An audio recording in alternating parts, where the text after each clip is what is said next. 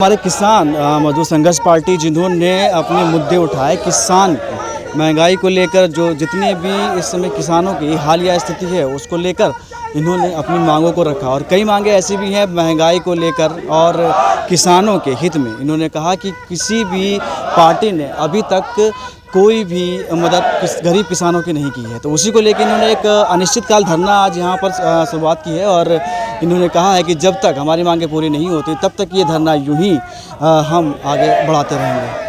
किसान प्रदेश अध्यक्ष किसान मजदूर संघर्ष पार्टी। अनिश्चितकालीन धरने की घोषणा की है आज आपने, क्या लगता है आपको अगर मांगें नहीं पूरी होती हैं आने वाले 2 से 3 दिनों में तो क्या होगा अगला कदम आपका? नहीं, ये तो अभी आज ये शुरुआत है, आज पहला दिन है, आज शुरुआत किया जा रहा है।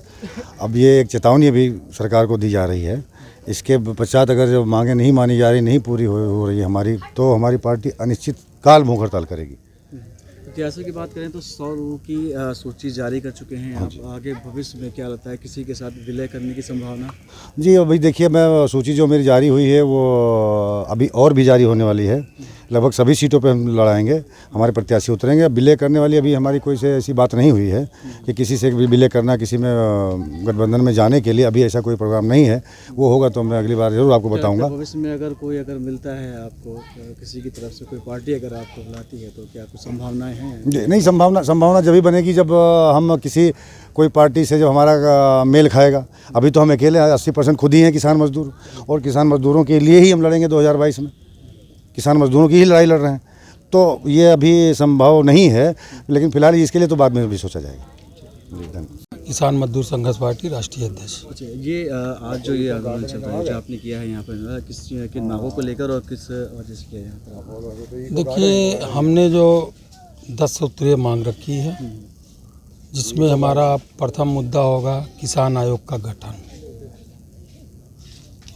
और दूसरा हमारा जो मुद्दा होगा महंगाई जितनी भी चीज़ों पे बढ़ाई गई है, सारी चीज़ों को लेके हमने 10 सूत्रीय मांग तैयार की है, जिसके लिए हमने ये भूख हड़ताल जो है अनिश्चितकाल वाला आज जो है कुछ समय में चालू हो जाएगा।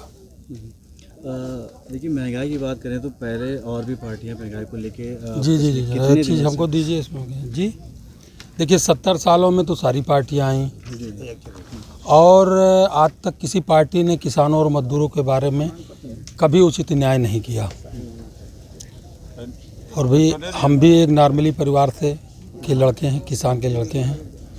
क्योंकि जब हमारी सोच हुई, हमने देखा सारी चीज़ें, तब मैंने इस पार्टी का गठन किया। और गठन करने के बाद मुझे महसूस हुआ कि भाई सारी पार्टियां आई, सत्ता में आई, इसके बाद सब लोग किसानों और मजदूरों का शोषण किया। किसी ने किसानों और मजदूरों का कभी भला नहीं किया। वोट के टाइम पे बिगुल बजाने जाती हैं, इसके बाद जब वो सत्ता में आ जाती हैं तो ठंडे बस्ते में उसको रख देती हैं। इसलिए चूँकि मैं ऐसी और उसमें तो रहा नहीं हूँ, ना विदेश में पढ़ा हूँ, मैं इसी प्राइमरी स्कूल और उसका पढ़ा हूँ। और मेरी जो सोच है कि अगर किसान मजदूर संघर्ष पार्टी की 2022 में एंट्री होती है, मैं उस योग बनता हूँ, तो सबसे पहले किसानों और मजदूरों के जो फर्जी मुकदमे हैं उनको तत्काल प्रभाव से वापस ले लूँगा और पुरानी पेंशन को तत्काल प्रभाव से बहाल कर दूँगा। मैं आज तक सारी पार्टियों ने वादा किया, किसी ने पुरानी पेंशन को बहाल नहीं किया है।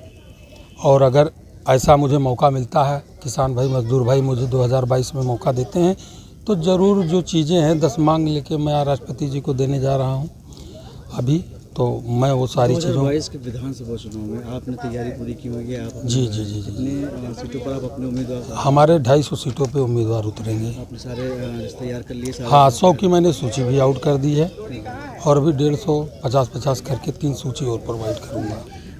बात अगर किसानों की करें तो पिछले 1 साल से ज़्यादा हो चुका है, किसान गाज़ियाबाद बॉर्डर पर पहले से ही धरना प्रदर्शन कर रहे हैं, जिनकी अभी तक कोई सुध तो नहीं ली है, ना ही केंद्र और ना ही राज्य सरकार ने। देखिए, हमारी पार्टी जो है किसानों के अधिकार के साथ में है, पर गलत तरीके से अगर हम अधिकार को मांगेंगे तो वो हमारे पास नहीं है। हमारी पार्टी शिक्षित है, भले किसान परिवार से आती है, लेकिन हमारी शिक्षित पार्टी है।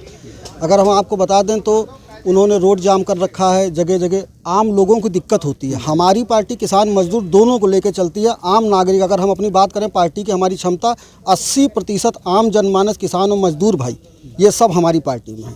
पूंजीपतियों की बात करें 20% पूंजीपति हैं। बेरोजगारी इतनी फैल गई है, अगर इतने बुद्धिमान जो इस समय सत्ता चला रहे हैं, यदि वह इतने बुद्धिमान हैं, तो आप बताइए 73% हमारे देश का पैसा केवल 20% पूंजीपतियों के पास में है। 27% बचा हुआ जो पैसा हमारे देश का है वो क्या कहते हैं इनके पास है। 80% आम आदमी और किसान और मजदूर भाइयों के पास, जिसमें से आधे से ज़्यादा तो मंदिरों मस्जिदों में है। तो एक चीज़ बताइए, अगर आप निजीकरण कर रहे हैं, निजीकरण से हमको क्या फ़ायदा है? निजीकरण कीजिए, ठीक है, आप शेयर बना दीजिए। आपको एरोप्लेन अगर आपको बेचना है, एयरपोर्ट बेचना है, तो आप उसको शेयर बना दीजिए। हम गरीब आदमी भी 1-1 लाख रुपए दे करके महीना 10,000 रुपये पाएंगे उससे। आप एक ही व्यक्ति को बेचे दे रहे हैं। आप तो वही अंग्रेज़ों का शासन ला रहे हैं जो अंग्रेज़ों ने किया है। 20% अगर पूंजीपतियों के हाथ में पूरा देश चला जाएगा, हम लोगों का क्या मान सम्मान रह जाएगा? तो इसके लिए हमारी आवाज़ हम लोग बुलंद करेंगे। किसान आयोग का गठन करेंगे, पुरानी पेंशन बहाल करेंगे, एनपीएस ख़त्म करेंगे और नेताओं के ऊपर भी हम कार्रवाई करेंगे। जो विधायकी का जो है अपनी वो ले रहे हैं, पेंशन ले रहे हैं, उसके बाद सांसदी का भी पेंशन ले रहे हैं, ख़त्म करेंगे। एक ही पेंशन पाओ, या तो हमारे बराबर रहो और या फिर जो है हमारी तरह रहो। 2022 में पूरी तैयारी आपने भी कमर कसी हुई है। 2022 के विधानसभा चुनाव है, कितनी प्रतिशत उम्मीदें हैं आपकी, सीटें आपकी आएंगी? देखिए, जो वर्तमान में देश का माहौल है वो बड़ा किसानों के लिए दुर्भाग्यपूर्ण है, क्योंकि जो सत्ता में थे और जो वर्तमान में हैं वो सिर्फ किसानों को बेवकूफ़ बना रहे हैं। अगर किसान के हित की वो बात करते हैं तो एमएसपी पे कानून क्यों नहीं बनाया? एमएसपी पे कानून बनाना चाहिए। उसके लिए वो कदम पीछे क्यों हटा रहे हैं? भाई, अगर हम किसानों के हित की बात करते हैं तो हमें एमएसपी बनाने में क्या दिक्कत है? हम कानून बना देंगे, वो इन्फोर्समेंट भी कर देंगे, उसका लीगल वे में किसान का हक हो जाएगा उस पर। लेकिन ये सिर्फ बेवकूफ़ बनाया जा रहा है। वोट बैंक की राजनीति चल रही है। हमारी पार्टी किसानों और मज़दूरों के हक की लड़ाई लड़ने वाली पार्टी है, और हमारे जितने भी माननीय राष्ट्रीय अध्यक्ष जी भी हैं या जितने भी पदाधिकारी हैं वो सब किसान घराने से हैं। और इन लोगों की जो सोच है या हम लोगों की सोच है, पार्टी का जो सिद्धांत है, वो किसानों को और मज़दूरों को, क्योंकि यही अभी तक दबे हुए कुचले जो भी हैं इन्हीं का वर्ग रहा है। किसान मेहनत करता है और किसानों के अनाज को दलाली के माध्यम से बेचने वाला आदमी एसी में रहता है, वो बेचारा धूप में रहता है। तो हमारी मांग यही है कि आप अगर हकीकत में सरकार अगर सच्चे मन से किसानों की भला करना चाहती है तो वो जो है ऐसे कानून बनाए, एमएसपी पे कानून बनाए, राज्य किसान आयोग का गठन करे, उसको क्यों जो है पेंडिंग डाले हुए है। और रही बात ये मतलब जो वर्तमान सरकार है, ये जो है जो हमारे संविधान में लिखा हुआ है लोक कल्याणकारी राज्य, वो कल्याणकारी राज्य का कंसेप्ट वो ख़त्म कर रहे हैं। वो अमेरिका वाली पद्धति पे आ रहे हैं। अमेरिका कंट्री नहीं है, अमेरिका कंपनी है। वो कारपोरेट को प्रमोट करती है और हमारे देश में भी वही कारपोरेटाइजेशन ही लागू किया जा रहा है।